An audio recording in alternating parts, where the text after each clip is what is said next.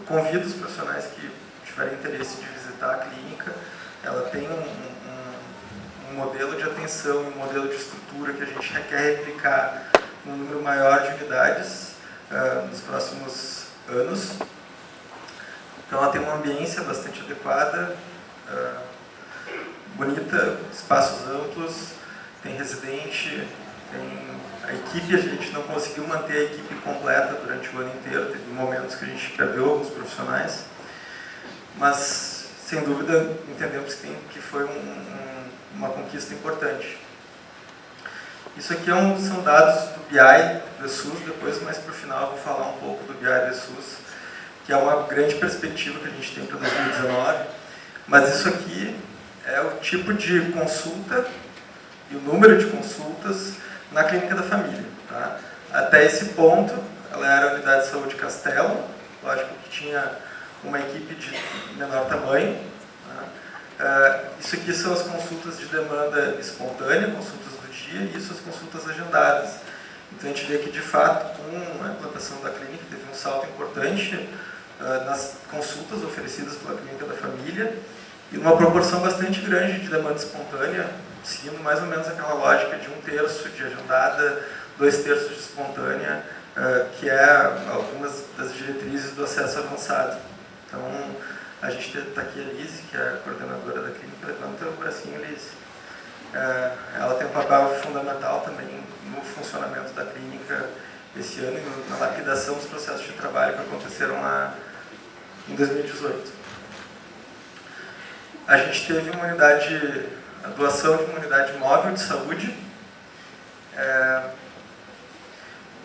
Também é um equipamento bastante interessante que a gente está ainda testando a operação dela.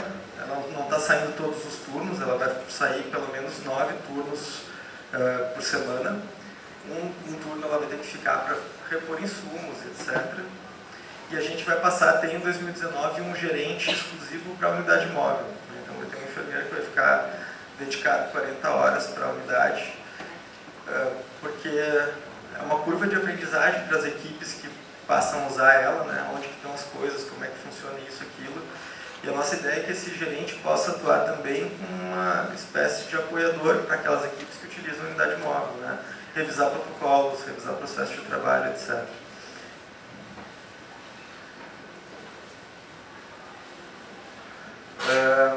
Eu acho que depois tem mais um slide da unidade móvel que desapareceu, não? Turno estendido, só em 2018 foram 34 mil consultas no turno estendido, incluindo enfermeiros, médicos e dentistas.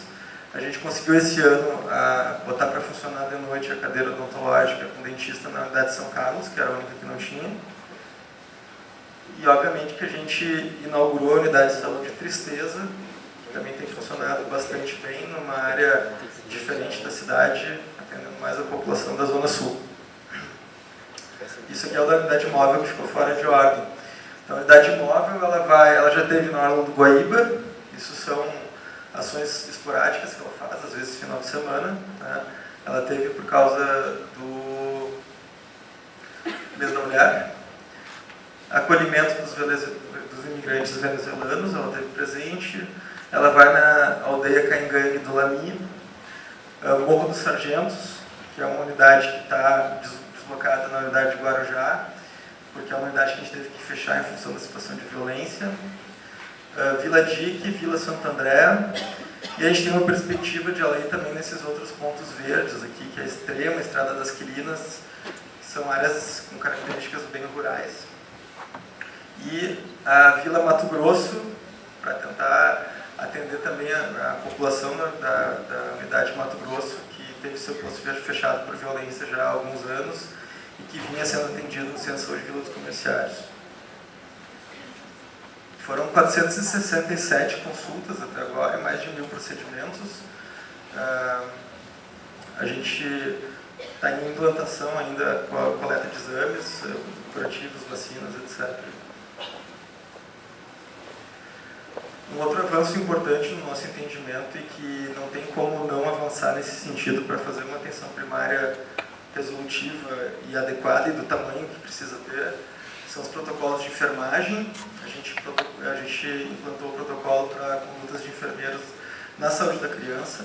E a gente vai ter novidades também para o ano que vem. Tem mais de quase 350 enfermeiros que já foram capacitados para o novo protocolo.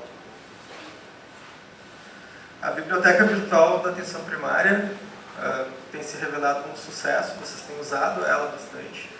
Isso aqui é a taxa de visualizações da página a cada mês. Então, ao longo do ano de 2018, cada mês as pessoas têm utilizado mais a biblioteca virtual. Isso mostra que pode ser uma ferramenta interessante para o processo de trabalho. Eu queria parabenizar o Roberto, que é a grande figura por trás da biblioteca virtual. É ele que está sempre fazendo o upload dos conteúdos, organizando a página. E desde o início tem sido assim. Te agradeço, Roberto, pelo teu trabalho, porque está ficando evidente que é algo que as pessoas têm usado cada vez mais. Com relação à produção da atenção primária em 2018, como eu disse, a gente está muito recentemente, poucas semanas atrás, conseguindo olhar o banco de dados do SUS de uma maneira diferente, de uma maneira que a gente nunca conseguiu ver. Então essas são informações de produção do BI do SUS. É só a rede própria e a gente comparou dos 2016, 17 e 18 no mesmo período, né, de janeiro a novembro, que era o dado mais recente que a gente tinha. Então quando a gente olha consultas dos enfermeiros na atenção primária, então são consultas de demanda espontânea, programada. Aqui não está incluído escuta inicial. De todas as escutas iniciais de Porto Alegre, 30% delas mais ou menos são feitas por enfermeiros em algum momento. Então isso não está incluído aqui. Já chegou a 360 mil consultas de enfermagem na atenção primária no ano 2018, comparado com 310 mil no mesmo período do ano passado. Com relação à consulta com dentistas, também a gente vem notando um aumento do número de consultas a cada ano.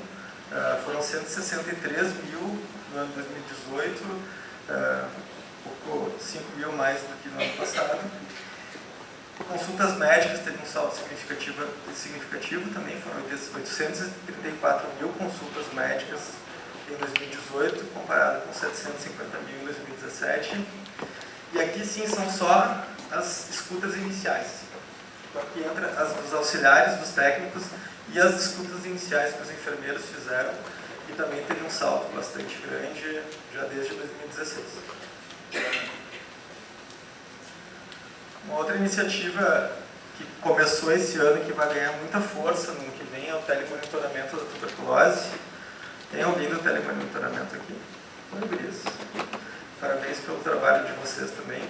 Ele iniciou em agosto como um piloto na gerência PLP. Todas as gerências já estão apresentadas para o programa de telemonitoramento. O foco é na transição de cuidados e neste momento a gente já tem 785 pacientes acompanhados.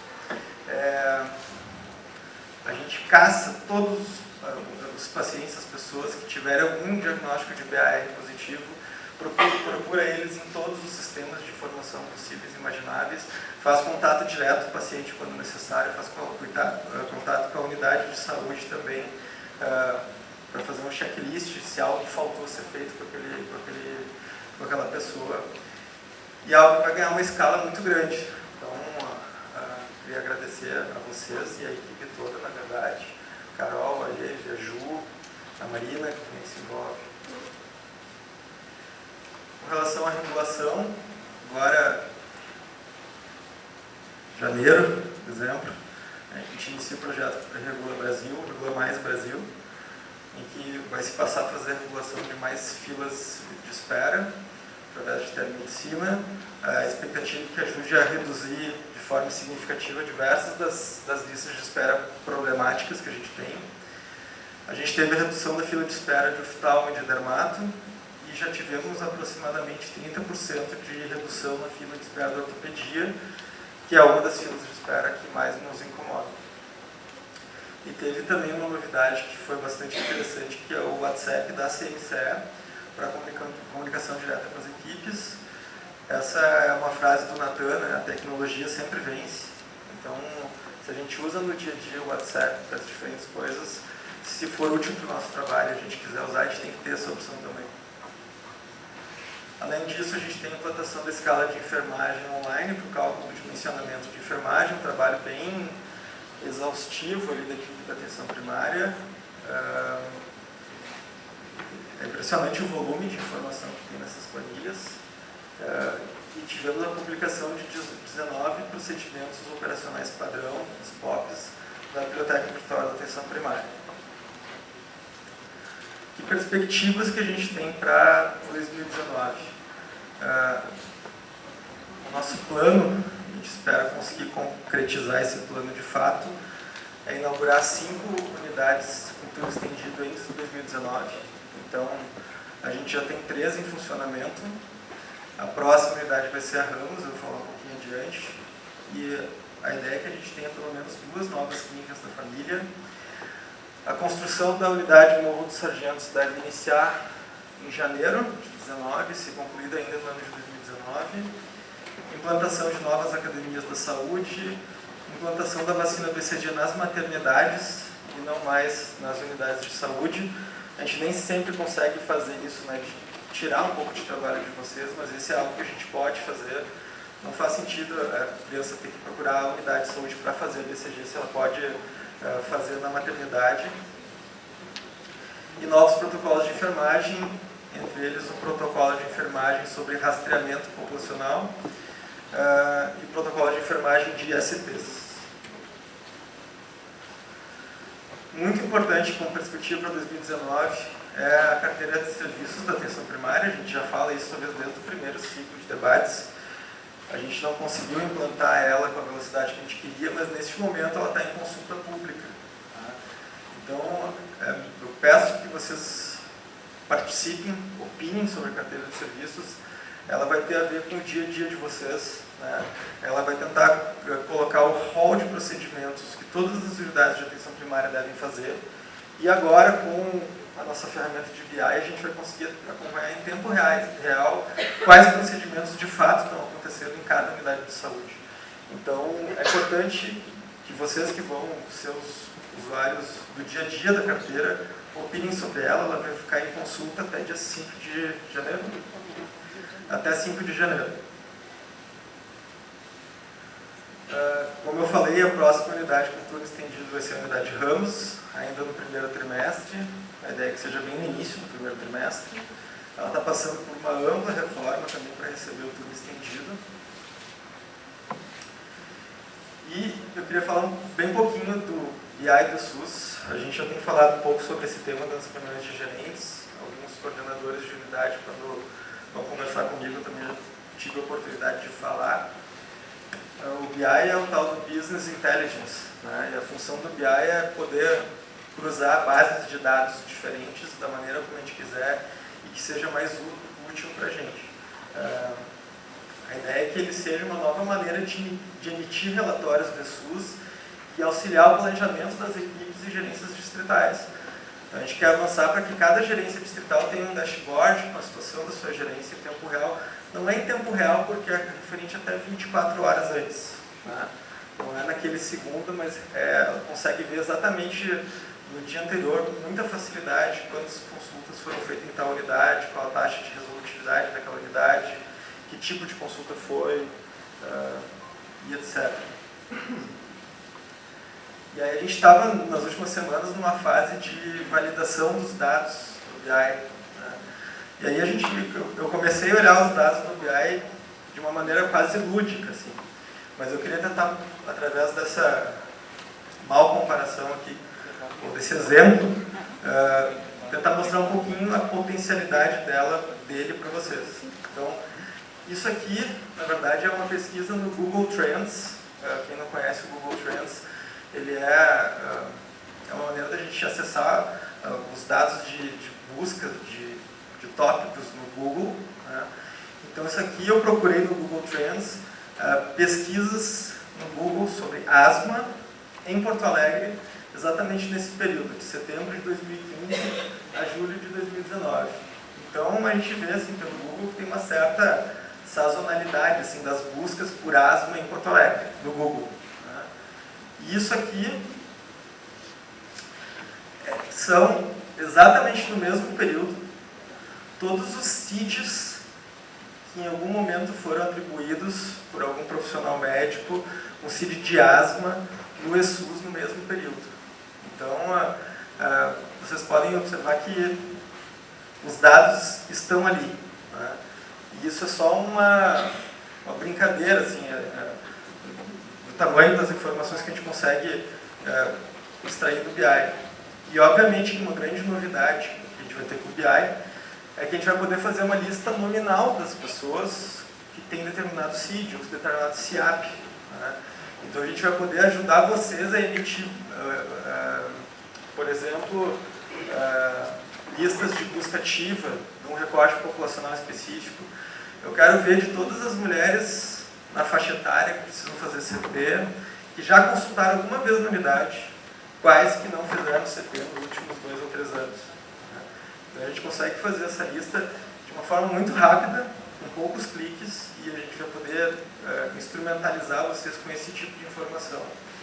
E o mais importante é isso, é no nível do paciente. A gente conseguir buscar, linkar CIDs, CIAPs, procedimentos com o nome da pessoa que fez aquilo, quando e por quem ela foi atendida. Isso aqui é uma outra funcionalidade que a gente tem com o BI que a gente não tinha com o relatório do SUS. Vocês vivem isso no dia a dia, assim, os relatórios do SUS eles são muito instáveis, sem conseguir gerar o relatório. E eles são muito estanques, né? Eles só dão aquela informação como a gente, que vem meio que padronizado. Então agora a gente vai customizar o tipo de informação que a gente quer do SUS. O que a gente fez aqui? A gente olhou na São Carlos e no modelo o número de pessoas diferentes que consultaram a cada mês. Então o CNS é o Cartão Nacional de Saúde. Então ele não está contando produção, número de atendimentos. Ele está contando quantas pessoas diferentes consultaram nessas unidades a cada mês. E o que a gente vê é que, bem aqui, onde começa a subir, foi quando foi implantado o turno estendido na São Carlos. Então isso mostra que, de fato, tem mais pessoas acessando a São Carlos, não são só as pessoas, os usuários da São Carlos que estão indo, e teve um aumento significativo. E aqui foi quando iniciou o turno estendido do modelo, que teve um salto ainda maior do número de pessoas diferentes que consultaram. E não é, na verdade, consultar. Se a pessoa fez uma escuta inicial, recebeu uma orientação uma única vez e foi embora, ela aparece aqui. Se ela fez uma consulta inicial e não conseguiu atender ela naquele dia, nunca mais voltou, aparece. Então essa maneira da gente olhar por pessoas diferentes pode nos ajudar, inclusive, a fazer um dimensionamento de qual é a população que de fato acessa cada unidade. Esse aqui é um gráfico que eu acho bem legal também, né? Então a gente consegue fazer gráficos da proporção de consultas de demanda espontânea e demanda agendada, por exemplo. Então isso aqui é o conjunto de todas as unidades da gerência PLP. Então o que a gente via é que até o iniciozinho de 2017 tinha um predomínio de consultas de demanda agendada e que teve uma inversão nesse predomínio. Agora na PLP se faz mais consultas de demanda espontânea do que consultas agendadas. E a gente vem sempre falando nessa tecla como uma alternativa para ampliar acesso, a gente oferecer uma proporção maior de consultas de demanda espontânea. Isso aqui é aquela história dos cartões nacionais de saúde, de pessoas diferentes. Então o que a gente percebe é que todas as gerências distritais, aqui é mês a mês, todas as gerências distritais tiveram um aumento no número de pessoas diferentes que acessam a atenção primária a cada mês. Né? E isso é uma maneira da gente colocar num gráfico uma impressão e uma sensação que vocês já têm. As pessoas estão perdendo seus planos de saúde, estão passando a migrar para o SUS. Isso é verdade, de alguma forma elas estão tendo acesso. Né? E todas as gerências têm esse aumento importante no número de pessoas diferentes que estão acessando a atenção primária a cada mês. E a gente consegue ver isso a cada dia, por ano, da maneira como a gente quiser. Olha que coisa interessante do meu ponto de vista. Né? Isso aqui a gente pegou os últimos 3 anos. Tá? Exatamente 36 meses. E esse é o número de pessoas diferentes que consultaram em cada unidade de saúde nos últimos 3 meses. E não é consultar, desculpa, eu vivo falando consultar, mas se teve uma escuta, uma que seja, em algum momento ela entra aqui. E o que a gente vê, por exemplo, é que o modelo teve 30 mil pessoas diferentes que acessaram o modelo em algum momento nos últimos 3 anos, mas o IBGE do modelo diz que ele tem mais de 60 mil. Então, de fato, não é os 60 mil que acessam o modelo. A unidade de tristeza são 19 mil, e a API 18 mil. O Santa Marta tem uma população IBGE de 120 mil, mas 16 mil pessoas consultaram, 16 mil pessoas diferentes foram ao Santa Marta em algum momento nos últimos 3 anos. E ele olha, isso aqui é um consolidado por CNES. Tá? Então, é o CNES Santa Marta, equipe de saúde da família e unidade básica tradicional juntas. Tá? Mapa 11 mil, Bananeiras 11 mil, a clínica da família até agora 10.800. Então, isso ajuda a gente tentar resolver uma grande questão que a gente sempre teve. Né? Quando a gente vai nas visitas das unidades, a gente sempre ouve isso. Né? A gente tem vários números diferentes. A gente tem o número de pessoas cadastradas pelos agentes comunitários de saúde, que varia muito. Em algumas unidades, quase toda a população está cadastrada, outra quase nenhuma. A gente tem o IBGE, quanto que a projeção IBGE para aquele ano diz que tem de população naquele território. E sempre que as equipes falam, mas o IBGE está muito aquém do que a população que a gente tem, porque entrou uma área de ocupação aqui que não tinha quando fizeram o censo, e tem um monte de gente vindo para essa região, etc. Então isso é uma outra fala das equipes. Então a gente tinha o número de cadastrados, o número do IBGE e o número que as equipes sentiam que tinham. Né? Porque tinha a impressão de que tinha mais do que aquela população IBGE. E o que a gente consegue ver com isso é quantas, de fato, da população que existe naquele território, em 3 anos, acessou pelo menos uma vez uma escuta inicial. Então, a gente pode refletir nesse sentido, de que se a pessoa não acessou nenhuma vez nos últimos 3 anos, talvez ela não seja tão SUS dependente, isso não é, obviamente, que não é uma regra. Né? Tem muitas pessoas que precisam de atendimento e que não buscam, homens jovens, em especial, que podem ficar muito mais que 3 anos sem imunidade. Mas isso é uma alternativa para a gente começar a pensar o tamanho das equipes, se está muito ruim o tamanho da equipe, para o tamanho da população que de fato acessa. Uma outra coisa muito legal que a gente pode fazer agora é fazer um ranking de atendimento dos profissionais. Né? Então a gente consegue ver isso por semana, por dia, por mês, por ano, desde que existe o ESUS. Então, hoje a gente consegue ver, por exemplo, dos agentes comunitários, isso aqui é desde o início, desde quando que existe o ESUS, quantidade de visitas domiciliares. E aqui entra a visita periódica, isso, cadê o Roger para me ajudar? Periódica, e as de acompanhamento, soma tudo. Tá? A gente está ainda escavando nesse banco aqui para conseguir entender exatamente como que a gente está contando essas visitas, mas parece ter uma boa tradução da realidade. Então a gente consegue ver, por exemplo, quantas visitas domiciliares foram feitas no total para determinada agente e para quantas pessoas diferentes. Né? Então, a gente escuta isso muito dos agentes comunitários também. Mas eu tenho muito mais que 750 pessoas. E isso, de fato, é verdade para muitos deles, mas não é verdade para outros. Né? E isso é desde que o ESUS existe, tá? Esse ranking aqui no caso. E quando a gente coloca na ordem da quantidade de cartões nacionais de saúde, a gente vê que tem talvez 40% dos agentes que fizeram contato com algum usuário que entra aqui e que é um número maior que 750. Tá? E os outros todos menos que isso. A gente está começando a olhar isso e a gente vai olhar isso de outras maneiras, com diferentes filtros, e a gente vai devolver essa informação para vocês. A gente já fez dos médicos, dos enfermeiros. O médico que mais atendeu em 2018 é o Vladimir, que eu vi que está aqui. Então eu vou dar um spoiler só porque eu vi que ele estava aqui. Cadê o Vladimir? Oi, Vladimir. Tu foi campeão de 2018, cara. Mas o legal é isso, assim, é passar essa informação que a gente consegue enxergar agora isso. E isso é uma coisa que não tinha como se enxergar globalmente na cidade, tinha que fazer, emitir relatórios um a um, era um trabalho braçal quase impossível de ser feito. Eu queria agora chamar algumas outras pessoas muito importantes para a atenção primária.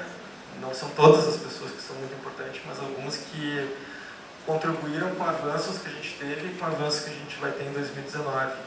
Então eu queria chamar aqui para cima o Leonel, da assistência farmacêutica, a Lívia Faller, vice-presidente do IMESF, e a Diane, nossa coordenadora para assuntos de educação, residência, etc.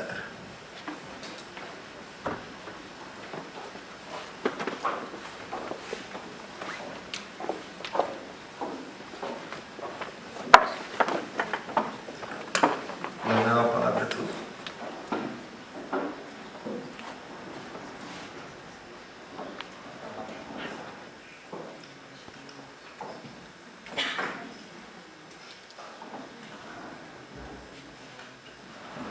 Boa tarde, tudo bem? Leonel Almeida, atualmente coordenador da assistência farmacêutica de Porto Alegre.